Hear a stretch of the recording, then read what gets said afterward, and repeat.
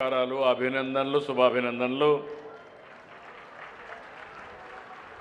ఈరోజు గుడివాడకు వచ్చినప్పుడు మీ అందరి అభిమానం చూస్తే నేను అనుకున్న దానికంటే ముందే స్వచ్ఛాంధ్ర, స్వర్ణాంధ్ర సాధిస్తామనే నమ్మకం నాకు కలిగింది. అందుకు మీ అందరికీ మనస్ఫూర్తిగా ధన్యవాదాలు. రాముగారు, వెనుగండ్ల రాముగారు స్థానిక శాసనసభ్యులు, సమర్థవంతంగా పనిచేస్తున్నాడు. అమెరికా నుంచి వచ్చాడు. అలవాటు పడతాడా లేదా అనుకున్నాం, కానీ చాలా బాగా పనిచేస్తున్నాడు. మనస్ఫూర్తిగా అభినందనలు. ఇప్పుడే గౌరవ ఎంపీ బాలశౌరి గారు వేరే కార్యక్రమం నుండి వెళ్ళారు. ఎంపీగా జనసేన పార్టీని సమర్థవంతంగా పనిచేస్తున్నారు. సహచర మంత్రివర్గులు నారాయణ గారు, సుభాష్ గారు, రవీంద్ర గారు, ఇంకో పక్కన మున్సిపల్ అడ్మినిస్ట్రేషన్ సురేష్ కుమార్ గారు, స్వచ్ఛాంధ్ర చైర్మన్ పట్టాభిరామ్ గారు, కలెక్టర్ బాలాజీ గారు, ఇక్కడ ఇద్దరు సాసా బెనిఫిషరీస్ ఉన్నారు. చిన్న అదే మరి కస్తూరి దుర్గ గారు. అందరికీ మనస్ఫూర్తిగా నమస్కారాలు. ఈరోజు నేను వచ్చింది మామూలుగా ఇనాగరేషన్కి వస్తూ ఉంటాం, కానీ 18వసారి 1.5 సంవత్సరం నుంచి 3వ శనివారం వస్తే నాకు గుర్తొచ్చే ఏకైక కార్యక్రమం స్వచ్ఛాంధ్ర, స్వర్ణాంధ్ర కార్యక్రమం. ఇది నా మనసుకు చాలా దగ్గరుండే కార్యక్రమం. ఇది ఒక పవిత్రమైన కార్యక్రమం. అలాంటి పవిత్రమైన కార్యక్రమం ఈరోజు ఒక యుగ పురుషుడు నందమూరి తారక రామారావు గారి పుట్టిన స్వస్థలం, మొట్టమొదటిసారిగా ఎమ్మెల్యేగా నిలబడింది ఇక్కడిని నిలబడిన స్థలం ఈ గుడివాడ ఒక పుణ్యక్షేత్రం అని మరొక్కసారి మీ అందరికీ తెలియజేస్తున్నా. ఎన్టీఆర్ రాజకీయాల్లోకి వచ్చింది అధికారం కోసం కాదు. మీరు ఈ విషయం గుర్తుపెట్టుకోవాలి. ఆయన ఒకటే ఆలోచించాడు, స్వచ్ఛమైన రాజకీయాలు ఉండాలి, స్వచ్ఛమైన పాలన ఉండాలి, స్వచ్ఛమైన వాళ్ళే నాయకులు కావాలి. అలాంటి ఆలోచనతో పార్టీ పెట్టడమే కాకుండా ఆయన ఎప్పటికప్పుడు దాన్ని ఆచరిస్తూ ముందుకు పోయారు. అంత మునుపంతా మీరు ఒక్కసారి చూస్తే రాజకీయాలంటే ఎక్కడికక్కడ దోపిడీ, అధికారం అంటే సేవ కాకుండా ఎక్కడికక్కడ ప్రజల్ని దోచేయడం అనే ఆలోచనలు ఉండేటివి. మొట్టమొదటిసారిగా ఈ దేశంలో పేదవాళ్లకు సంక్షేమ కార్యక్రమాలు ఇవ్వాలని చేసి చూపించిన ఏకైక వ్యక్తి నందమూరి తారక రామారావు గారు అని చెప్పి నేను మీకు తెలియజేస్తున్నా. అభివృద్ధికి కూడా ఒక దారి చూపించారు. ఆయన ఏ దారి చూపించాడో ఆ స్ఫూర్తితో 44 ఏళ్లుగా పనిచేస్తుంది పార్టీ. నా ఆలోచన ఒకటి, తెలుగు జాతి ప్రపంచంలోనే నెంబర్ 1గా ఉండాలనేది నా ఆకాంక్ష. భారతదేశంలో ఆంధ్రప్రదేశ్ రాష్ట్రం నెంబర్ 1గా ఉండాలనేది నా ఆలోచన. ఏదో అభివృద్ధి చేస్తే లాభం లేదు, అన్ని విషయాల్లో కూడా ఆదర్శంగా ఉండాలి. సంక్షేమం అర్హులందరికీ ఇవ్వాలి.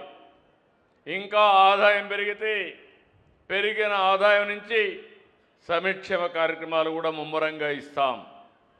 ఇంకో పక్కన మీరు చూస్తే అభివృద్ధి లేకపోతే ఆదాయం రాదు, ఉపాధి ఉండదు.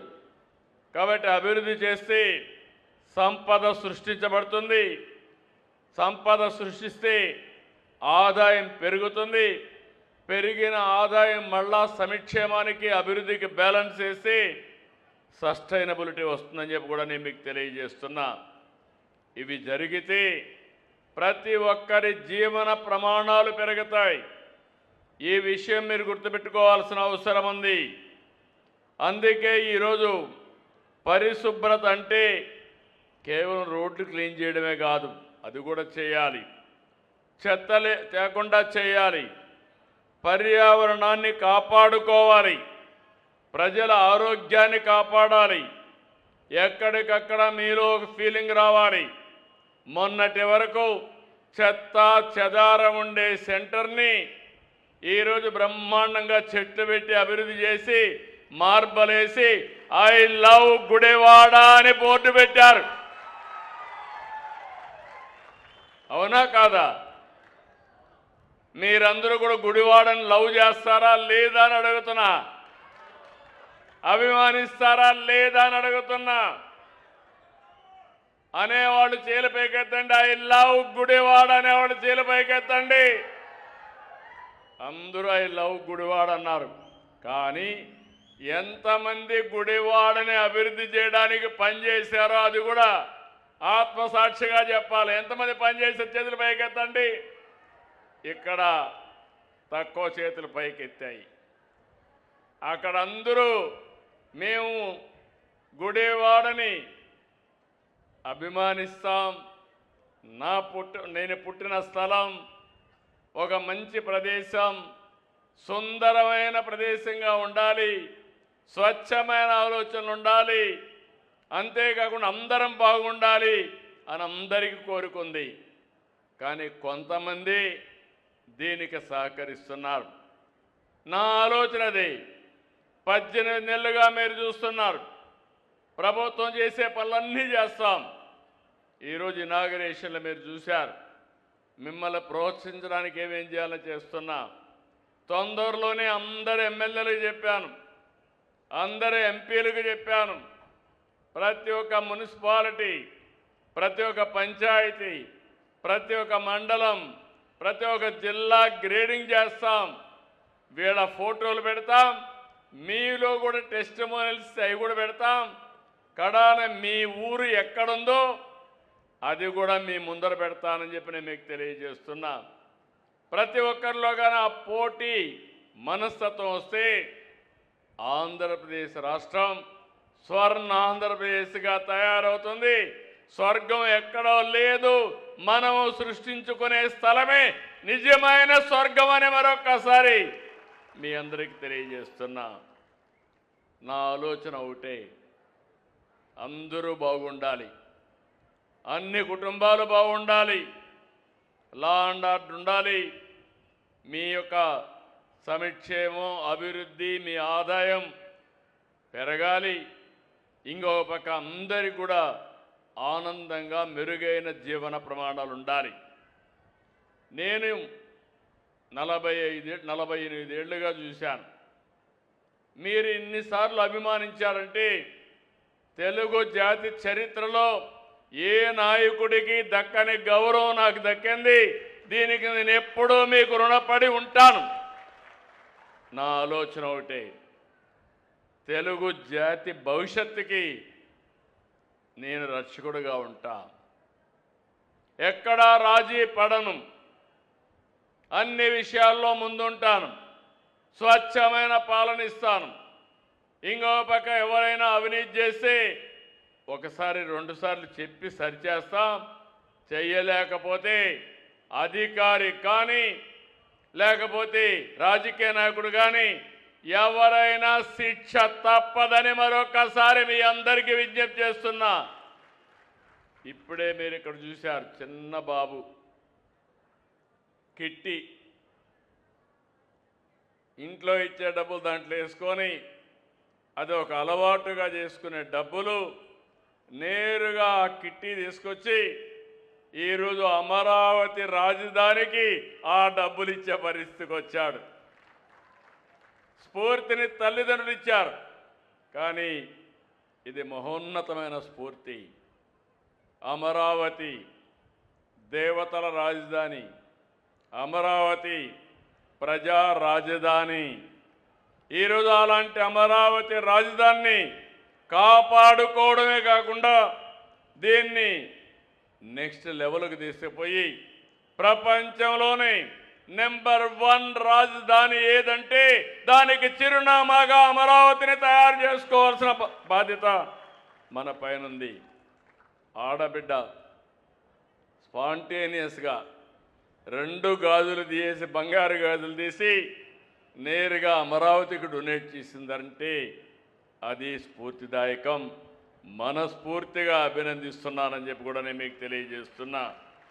నేను ఎప్పుడో జన్మభూమి పెట్టాను, ఒక పిలుపిచ్చాను. ప్రపంచంలో ఉండే అందరూ వచ్చి గ్రామాలకు సేవలు అందించారు, తోచిన విధంగా సహాయం చేసే పరిస్థితికి వచ్చారు. ఇప్పుడే ఇంకొక మిత్రుడైతే ఇంత మునుపు కూడా ఆయన ఇప్పుడు రాలేకపోయారు. ఆయన పేరేంటి, నరసింహారావు గారు అయితే ఇంత మునుపు 3 కోట్లు ఇచ్చాడు. మళ్ళీ 3 కోట్ల రూపాయలు ఈ గుడివాడలో బస్ స్టాండ్ కోసం పునర్నిర్మాణం కోసం ఇచ్చారు. గట్టిగా చప్పట్లు కొట్టి అభినందించండి. మీలో కూడా ఒక స్ఫూర్తి రావాలి. మంచిని మంచనాలి, చెడును ఖండించాలి. అప్పుడే మంచి పెరుగుతుంది, చెడు ఎక్కడికక్కడ తగ్గే పరిస్థితి వస్తుంది. అందుకే ఈరోజు ఇక్కడికి వచ్చినప్పుడు అనేక శంకుస్థాపనలు చేశాను. 121 పట్టణ స్థానిక సంస్థల్లో అమృత్ 2 కింద, ఏఐఐబి కింద, UADF1, UADF2 కింద 15,274 కోట్ల రూపాయలు వ్యయంతో పట్టణాల్లో పనులన్నీ ప్రారంభించుకోవడానికి శంకుస్థాపనలు చేశాం. 514 ప్రజారోగ్య మున్సిపల్ ఇంజనీరింగ్ పనులకి ఈ ప్రాజెక్టు కింద చేపడుతున్నాం. ఎక్కడైతే వేస్ట్ వాటర్ అంతా కూడా శుద్ధి చేయడానికి STPలు పెట్టడం, ఓవర్ హెడ్ రిజర్వాయర్లు కట్టడం, త్రాగునీటి పరిష్కారం కోసం ఎక్కడికక్కడ పరిశుభ్రమైన పైప్ లైన్లు వేయడం, అండర్ గ్రౌండ్ డ్రైనేజీ పెట్టడం, మురుగు శుద్ధి కేంద్రాలు ఏర్పాటు చేయడం, చెరువులు అభివృద్ధి చేయడం, ఇలాంటి అనేక కార్యక్రమాల్లో ముందుకు పోయాం. ఇంకొక పక్క ఈరోజు మీరు చూస్తే 8,74,000 మందికి త్రాగునీరు కోసం ట్యాప్ కనెక్షన్స్ ఇస్తాం. 63,000 పైగా డ్రైనేజ్ సౌకర్యం కల్పిస్తాం. సురక్షితమైన మంచినీరు, మెరుగైన పారిశుద్ధ్యం, ఈ 2 కోసం ముందుకు పోతున్నాం. మొట్టమొదటిసారిగా ఇంటింటి దగ్గర చెత్త సేకరణకి, అదే మరి రీసైక్లింగ్ కోసం వ్యవస్థని బలోపేతం చేస్తున్నాం. పట్టణాల్లో మామూలు వెహికల్స్ పెడితే పొల్యూషన్ ఉంటుందని ఎలక్ట్రికల్ వెహికల్స్ పెడుతున్నాం. 126 ఎలక్ట్రికల్ ఆటోల్ని ఈరోజు ప్రారంభించుకున్నాం.